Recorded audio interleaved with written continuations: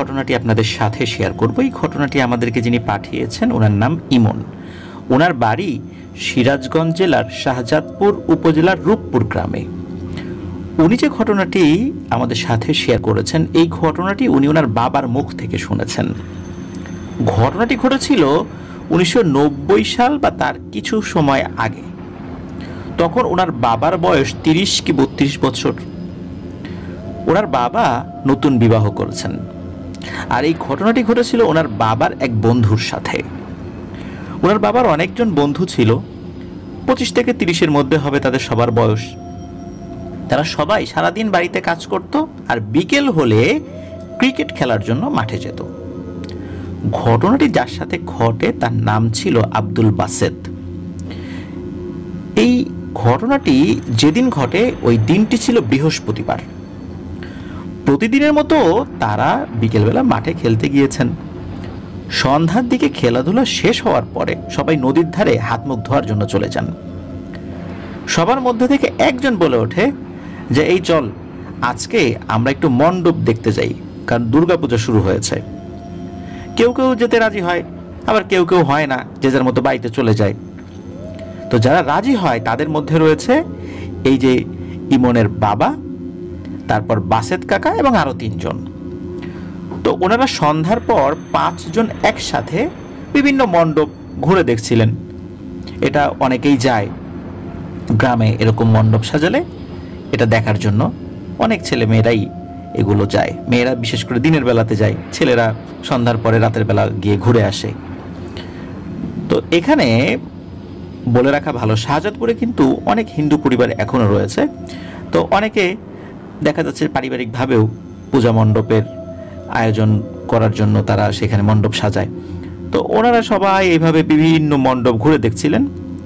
তো এভাবে দেখতে দেখতে দোলভিটা নামক একটা জায়গা রয়েছে, ওই দোলভিটায় একটা মন্দির রয়েছে, ওইখানে চলে আসেন। তো সেই মন্দির আসার পরে দেখেন অনেক মানুষ পূজা উপলক্ষে দাঁড়িয়ে আছেন। তারপর মন্দিরও বেশ ভালো মতো সাজানো হয়েছে। আর ওই পূজার অংশ হিসাবে কিছু মানুষ ঢোল বাজাচ্ছিলেন, কয়েকজনের হাতে আগুনের এক ধরনের মাটির পাত্র ছিলেন, সেগুলো নিয়ে তারা নাচছিলেন। এটা তাদের যেই রিচুয়ালগুলো সেটা ওনারা করছিলেন। তো তখন কিন্তু ওই শাহজাদপুরে বিদ্যুৎ চলে এসেছিল, মানে ইলেকট্রিসিটি চলে এসেছিল, যার কারণে ওই মন্দিরেও বিদ্যুতের সংযোগ ছিল। তো ওনারা দেখছিলেন। এর মধ্যে এই যে যিনি বাসেত, মানে বাসেত কাকা, উনি কি করছিলেন, একটা পাঁপড় ভাজা কিনে খাচ্ছিলেন, কারণ ওখানে একজন লোক পাঁপড় ভাজা বিক্রি করছিল। তো ওনার দেখা দেখে অন্যরাও পাঁপড় ভাজা কেনে, সবাই খাওয়া শুরু করে। তো 5 জন কিন্তু এক পাশে দাঁড়িয়ে পাঁপড় ভাজা খাচ্ছিলেন। এমন সময় এই বাসেত কাকা লক্ষ্য করেন একটি কালো মেয়ে দূরে দাঁড়িয়ে আছে, আর বাসেত কাকার দিকে এক দৃষ্টিতে তাকিয়ে আছে। মেয়েটির বয়স 8 থেকে 10 বছরের মধ্যে হবে। মেয়েটির পরনে ছিল একটি লাল শাড়ি। তো মেয়েটিকে এভাবে তাকিয়ে থাকতে দেখে তো বাসেত কাকা বলেন, কিরে পাঁপড় ভাজা খাবি নাকি? আয় মনি আয়, তোর আমি পাঁপড় ভাজা কিনে দিই। কিনে দেই বলে উনি পকেটে হাত দিয়ে দেখেন ওনার হাতে আর আসলে টাকা নাই, মানে পকেটে টাকা নাই, টাকা শেষ। তো উনি চিন্তা করেন যে মেয়েটাকে এভাবে ডেকে আনলাম, এখন যদি পাঁপড় ভাজা কিনে দিতে না পারি কেমন হয়, কিন্তু টাকাও তো নাই। তখন ওনার হাতে যে পাঁপড় ভাজাটা ছিল, যেটি উনি অর্ধেক খেয়েছিলেন, ওই বাকি অর্ধেক ওই মেয়েটিকে দিয়ে দেন। দিয়ে বলেন, নেরেমণি আমার কাছে তো টাকা নাই, কিনে দিতে পারলাম না, এটাই তুই খা। তো ওই মেয়েটি ওই পাঁপড় ভাজাটা নেয়, নিয়ে সে একদিকে চলে যায়। তো বিষয়টা কিন্তু একদম স্বাভাবিক। এরপর ওই 5 জন যে যার বাড়িতে সবাই চলে যান আর কি। বাসেত কাকাও উনিও বাড়িতে চলে গিয়েছেন। তো বাসেত কাকা বাড়িতে গিয়ে রাতের খাবার খেয়েছেন মা বাবার সাথে। এরপর উনি ওনার ঘরে ঘুমাতে চলে গেছেন। এদিকে বাসেত কাকার পরিবার অন্য সদস্যরাও খেয়ে দিয়ে ঘুমিয়ে পড়েছেন। অনেক রাত্রে এই বাসেত কাকার মা বাবার ঘুম ভাঙে তাদের দরজায় কড়া নাড়ার শব্দে। তো দরজা খুলে তারা দেখেন দরজার কাছে বেশ কয়েকজন হিন্দু ভদ্রলোক দাঁড়িয়ে আছেন, যাদেরকে বাসেত কাকার বাবা চিনতেন। তো তখন বাসেত কাকার বাবা বলে যে, কি ব্যাপার, আপনারা এত রাত্রে আমার বাড়িতে, কোনো সমস্যা হয়েছে নাকি? আসেন আসেন বসেন। ওনারা বলেন, না না, বসার সময় নাই, আপনারা তাড়াতাড়ি আমাদের সাথে চলেন। আর আপনার ছেলে কোথায়? আপনার ছেলে দেখেন ওই মন্দিরের ওখানে গিয়ে কি শুরু করেছে। বলে কি বলেন, আমার ছেলে তো ঘরে, সে খাওয়া দাওয়া করে ঘুমিয়ে গেল, তারপর আমরা ঘুমিয়ে গেলাম। বলে দেখে আসেন তো আপনার ছেলে বাড়িতে আছে কিনা। তো ওনারা আবার বাসেত কাকার রুমে গিয়ে দেখে বাসেত কাকার রুমে নাই, বাসেত কাকার রুমের দরজা আবার খোলা। তখন বাসেত কাকার মা তো খুব চিন্তাগ্রস্ত হয়ে পড়েন, অস্থির হয়ে যান। তখন বাসেত কাকার বাবা বলেন যে তুমি অস্থির হয়ে না, আমি যাচ্ছি ওনাদের সাথে, দেখি আসলে সমস্যাটা কি। তখন বাসেত কাকার বাবা ওই লোকগুলোর সাথে ওই দোল ভিটা মন্দিরের ওখানে চলে যান। ওখানে গিয়ে যে দৃশ্য দেখেন, এটা দেখার পর বাসেত কাকার বাবা তো খুব ভয় পেয়ে যান। উনি দেখেন মন্দির থেকে একটু দূরে এই বাসেত কাকা অদ্ভুতভাবে লাফালাফি করছে, এবং এমনভাবে লাফালাফি করছে যে এভাবে কোনো মানুষের পক্ষে লাফ দেওয়া সম্ভব না। অদ্ভুতভাবে নাচানাচি করছে, লাফালাফি করছে। তো এই দৃশ্য দেখার পর বাসেত কাকার বাবাও তো অবাক হয়ে যান যে ও তো এইভাবে কখনো লাফালাফি করে না, হঠাৎ ওর কি হলো? সুস্থ ছেলেটা রাতের বেলা খাবার খেয়ে ঘুমালো, আর এখন এইখানে সে কিভাবে আসলো, আর এমনই বা করছে কেন? তখন মন্দিরের পুরোহিত বলেন যে হঠাৎ করে এই ছেলেটা মন্দিরের এখানে আসে এবং আসার পর এইভাবে লাফালাফি করছে। আমরা ওকে অনেক থামানোর চেষ্টা করেছি, কিন্তু ওর ধারের কাছে আমরা যেতে পারি না। ওকে তো দেখে চিনতে পেরেছি আপনার ছেলে, একটা ভদ্র ছেলে। কি হলো হঠাৎ করে রাতের বেলা এভাবে এসে এরকম অস্থিরতা সে দেখাচ্ছে? এটা তো আমাদেরও বোধগম্য হচ্ছে না, আমরা তো কোনোভাবে তাকে থামাতে পারছি না। আপনি দেখেন কোনোভাবে একে থামাতে পারেন কিনা। বাসেত কাকার বাবা বাসেত কাকার কাছে যান, যাওয়ার পরেই বাসেত কাকা কি করেছেন, তার বাবাকে এলোপাথারি কিল ঘুষি মারা শুরু করেছেন। শুধু তাই না, যেই তাকে ধরতে যায় তার সাথেই একই আচরণ করেন। তো এই যে যেই ব্যাপারটা, এই ব্যাপারটা কিন্তু শুরুতে ওখানকার যারা ছিলেন মন্দিরের দায়িত্বে, যেহেতু পুজো চলছিল এই কারণে তো অনেক মানুষজনই সেখানে ছিল, শুরুর দিকে এটাকে তারা চিন্তা করছেন ছেলেটা মনে হয় মজা করছে।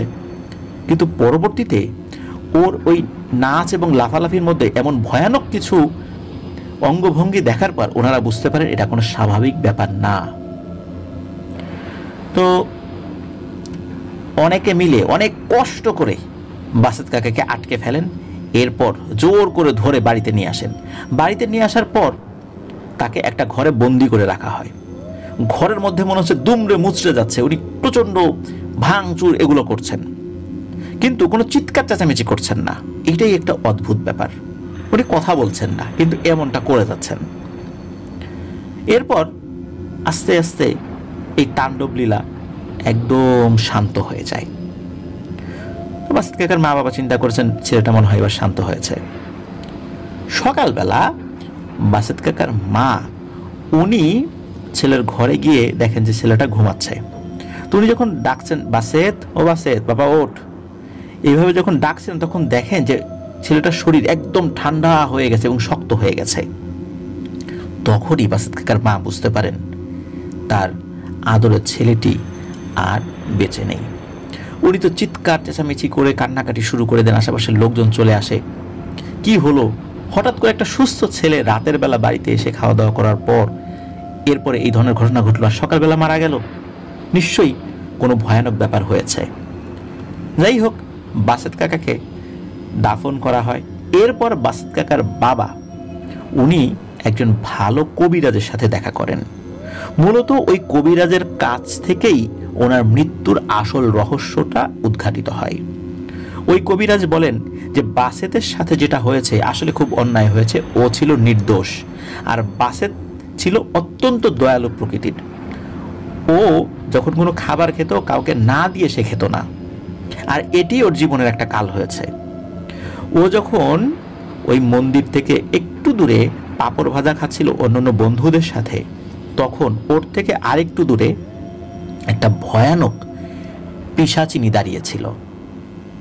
এই পিশাচিনীটা হচ্ছে খুনি পিশাচিনী, আর ওর একটা বৈশিষ্ট্য হলো ও কোনো কারণ ছাড়াই মানুষকে হত্যা করে। শুধু মানুষ না, অনেক জিনকেও সে হত্যা করে, অনেক গবাদি পশুকে হত্যা করে, কিন্তু কোনো কারণ নাই, ওর মন চেয়েছে এই কারণে সে হত্যা করেছে। ওকে ডেকে পাঁপড় ভাজা দিয়েছে, ও ওই পাঁপড় ভাজাটা নিয়েছে, কিন্তু ওকে অর্ধেক পাঁপড় ভাজা দেয়া হয়েছে। এটাই ছিল বাসেতের অপরাধ। কিন্তু বাচ্চাদের কাছে কিন্তু টাকা ছিল না, যেটা কিন্তু ওই পিশাচিনীকে সে বলেছে, এবং নিজের খাবারটা তাকে দিয়ে দিয়েছে। আর এই যে জিনিসটা সে যে অর্ধেকটা দিল, এতেই নাকি তার একটা ক্ষোভ সৃষ্টি হয়েছে, এবং এই কারণেই রাতের বেলা বাসেতের উপর সে ভর করেছে এবং বিভিন্নভাবে সে ওর ভিতরে ঢুকে এমনভাবে লাফালাফি করেছে যার ফলে বাসেতের শরীরের বিভিন্ন ভেতরকার যে জিনিসগুলো আছে সেগুলো খুব দুর্বল হয়ে পড়ে, এবং ভোর রাত্রের দিকে বাসেতকে ওই পিশাচিনীটা হত্যা করে। একথা শোনার পর বাসেতের বাবা উনি বলে ওঠেন যে একজন খাবার খাচ্ছে আর একজন অভুক্ত দাঁড়িয়ে আছে, তাকে এই খাবার দেয়াটাই যদি অপরাধ হয় তাহলে এই অপরাধে আমার ছেলে অপরাধী, আর তাকে যে হত্যা করেছে আল্লাহ তো তাকে বিচার করবে, কিন্তু আমার ছেলে নিশ্চয়ই শহীদি মর্যাদা পাবে। তখন ওই কবিরাজ বলেন, আপনি চাইলে ওই পিশাচিনীটাকে আমি আটক করার চেষ্টা করতে পারি বা কোনো ভালো ঠিকানা দিতে পারি, সেখানে গিয়ে আপনি ওই পিশাচিনীকে কোনো একটা শায়েস্তা করার ব্যবস্থা করতে পারেন। তখন বাসেতের বাবা বলেন যে না, আমি আর কিছুই করব না, কারণ আল্লাহ তার ভাগ্যটা ওভাবে লিখে রেখেছিলেন যে ওভাবেই তার মৃত্যু হবে। কোনো একটা ভালো কাজ করতে গিয়ে মৃত্যু হবে। একটা মানুষকে খাবার দেওয়া তো অপরাধ কিছু না, সে মানুষ মনে করেই দিয়েছিল, এটা তো তার কোনো ভুল ছিল না, ও তো বুঝতে পারেনি, আর এই কারণে ও মারা গেছে। আল্লাহ ওর তকদিরে এইভাবেই লিখেছেন, আমি এটা নিয়ে আর কোনো কথা বলতে চাই না, আর কোনো পদক্ষেপও নিতে চাই না। এইভাবেই বাসেতের মা বাবা বুকে পাথর বেঁধে ভাগ্যকে মেনে নিয়েছিলেন। আর এভাবেই বাসেত হঠাৎ করেই পৃথিবীর মায়া ত্যাগ করে চলে যান। প্রিয় লিসেনার্স, আপনারা এই যে ঘটনাটা শুনলেন, কি মনে হলো? আমরা কিন্তু অনেক সময় দেখি যে অনেক পিশাচিনী মাছ চাচ্ছে বা অন্যান্য জিনিস চাচ্ছে, সেগুলো না দেওয়ার ফলে বিভিন্ন সমস্যা হয়। কিন্তু এটা কি হলো? কি ছিল বাসেতের অপরাধ? আপনারা বলতে পারবেন যে এটা কি কোনো অপরাধের পর্যায়ে পড়ে যার কারণে তাকে হত্যা করতে হবে? হাসরের মাঠে কিন্তু এই প্রত্যেকটা এন্টিটিকে আল্লাহর কাছে জবাবদিহি করতে হবে। আল্লাহ আমাদের সবাইকে হেদায়েত দান করুক, আর এই ধরনের হঠাৎ বিপদ থেকেও আল্লাহ আমাদেরকে হেফাজত করুন।